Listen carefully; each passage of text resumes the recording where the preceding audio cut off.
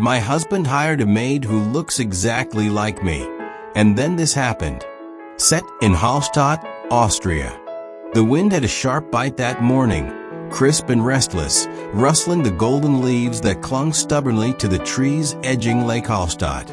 From the third-floor window of our centuries-old house, I watched the mist roll in over the water like a slow, deliberate veil, hiding secrets only the lake could understand.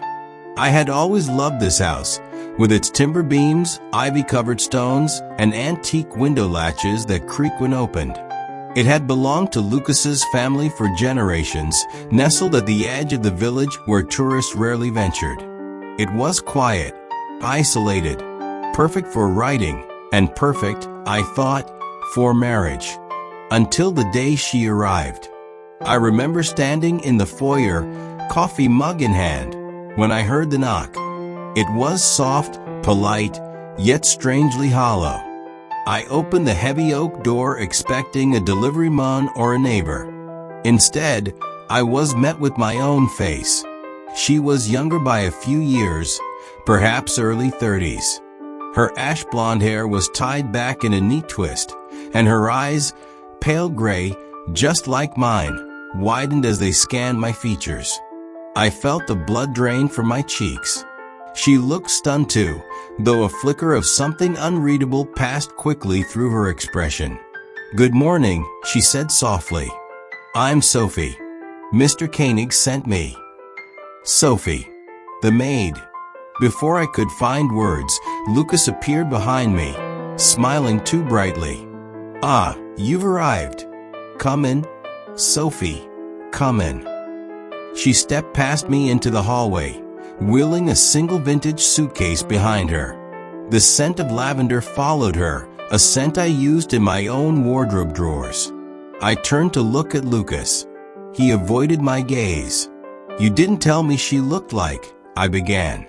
"She doesn't," he interrupted quickly. "You're imagining it."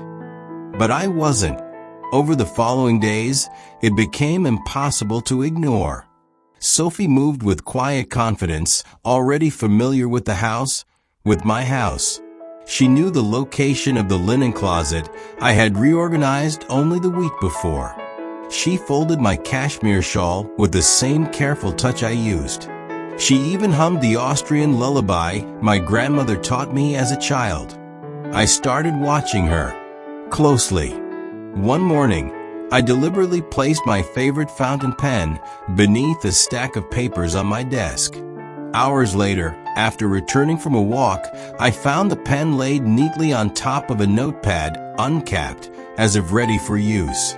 Another day, I overheard her in the kitchen, speaking to the florist on the phone, using my name. "Elara," she said. "Yes, I prefer white tulips." White tulips. My favorite. When I confronted Lucas, he brushed it off. "She's just efficient. Intuitive. That's why I hired her." "She's mimicking me," I said sharply. He looked at me for a moment, too long, before turning away.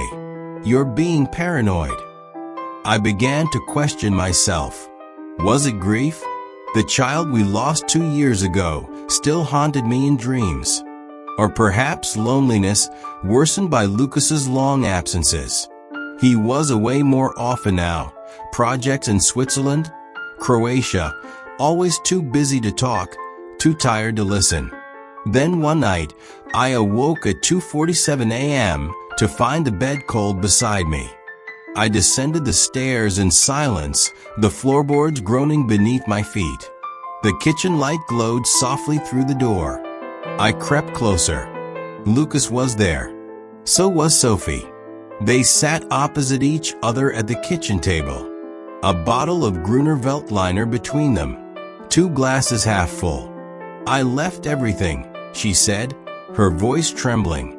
"You were never supposed to come back," Lucas answered. "But you said."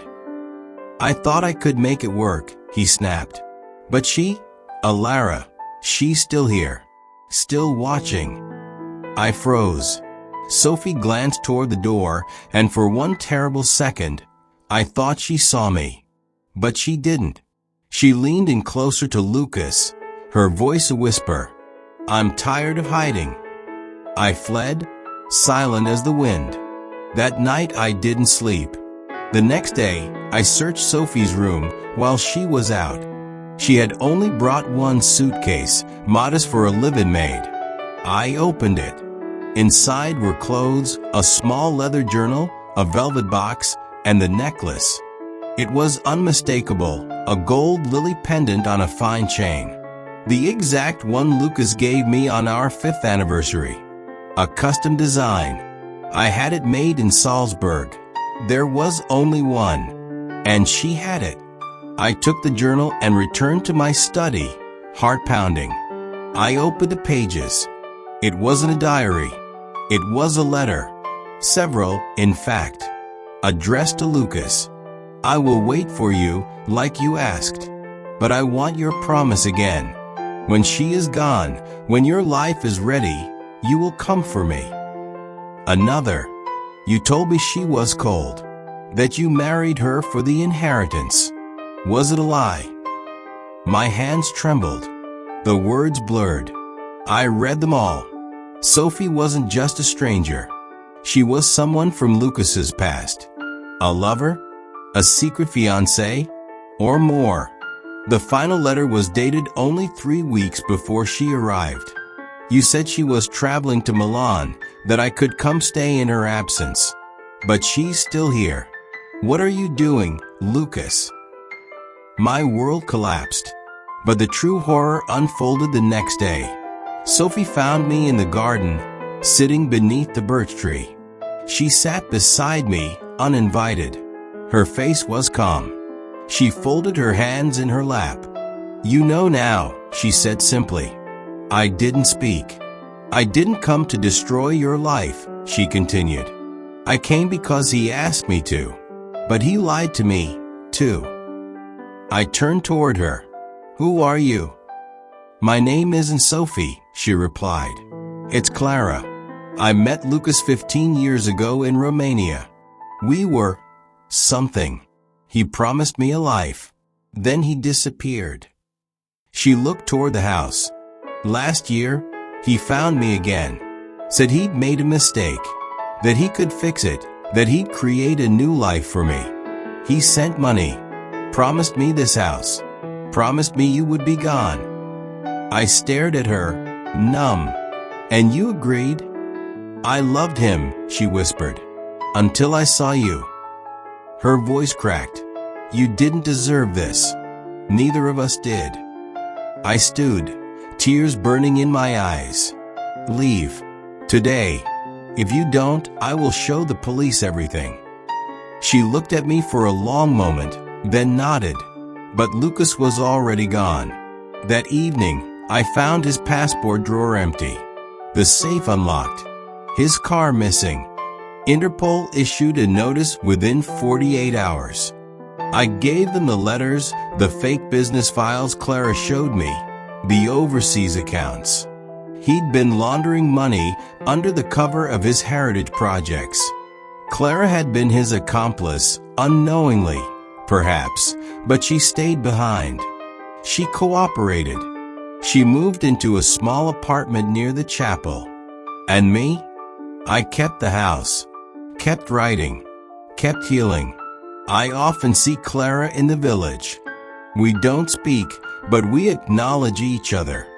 There is no friendship, only understanding. We were both betrayed. We were both used. But we both survived. And if Lucas ever returns, if the ghost of that Mundares step foot near us again, he will not find the women he left behind. He will find strength, vengeance, and memory sharpened like glass. He will find us waiting.